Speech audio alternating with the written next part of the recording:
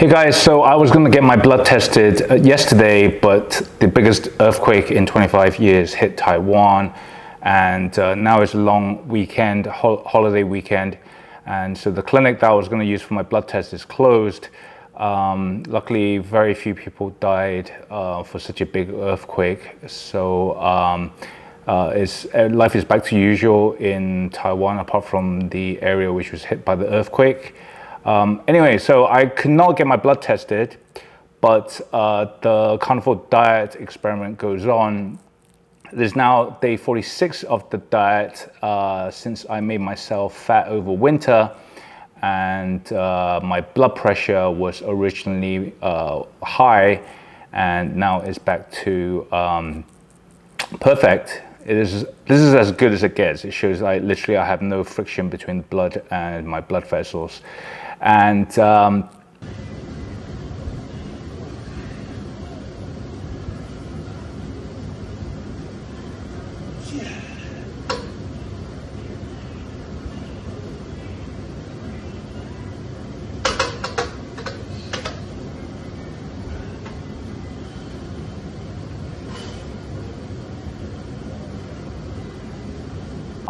in this workout, I was working out with what's called a earthquake bar, which is pretty, I just want to make it ironic. The day after an earthquake, I was working out with an earthquake bar. So instead of doing my blood work in this video, I wanted to teach you guys how to deal with your arthritis if you happen to have arthritis. Now, a lot of people get arthritis because of injury or old age, but what they don't know is if they eat too much carbohydrates or sugar, then they'll make their arthritis way worse, okay? Because of a process called glycation. Okay, glycation is basically when glucose and fructose stick to proteins such as collagen, or stick to our lipids, or even to our DNA, to our nucleic acid. And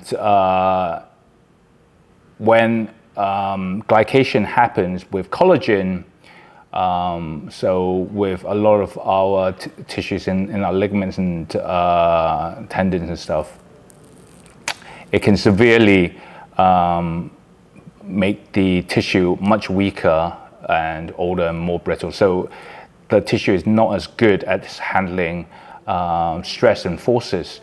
That's why they'll weaken, and you'll feel pain when it gets cold, or you have to move your joints. Now, I had really severe arthritis 2 years ago before I went on the carnivore diet. Actually, a year ago, I was still suffering from arthritis. So I had problems going downstairs for hikes and stuff like that. But after going on the carnivore diet, after just 3 weeks, I was literally, my pain went away. And last month, I squatted 155 kgs. Which is a pretty heavy squat for a 45-year-old guy. So glycation happens for a number of stuff, okay? So when you have too much sugar in your blood, which comes from eating too much carbohydrates or just sugar itself, because table sugar is half glucose and half fructose, then your blood sugar level will go up, which is measured by your HbA1c. And HbA1c is literally the amount of sugar which is attached to the hemoglobin in your red blood cells.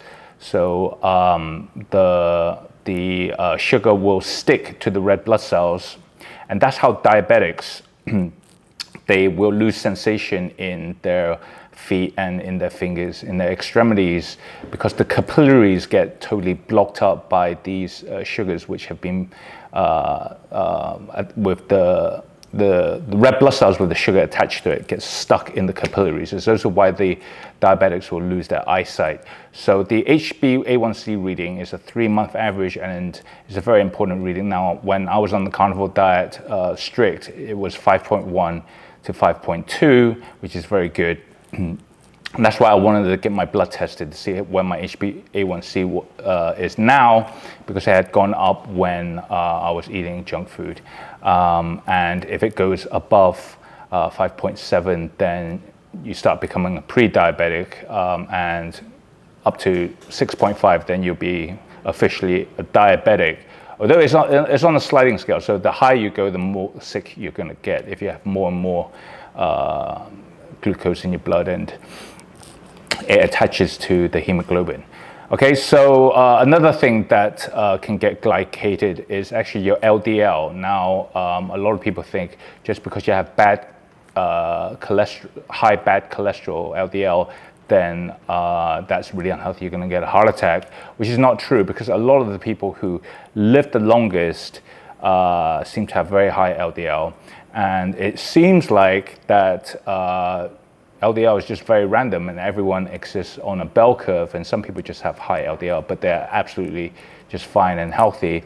But for the pharmaceutical industry, they need reasons to sell people more drugs, so they support all the studies which say, you know, if your LDL is high, then you should be taking statins, which is cholesterol-lowering drugs.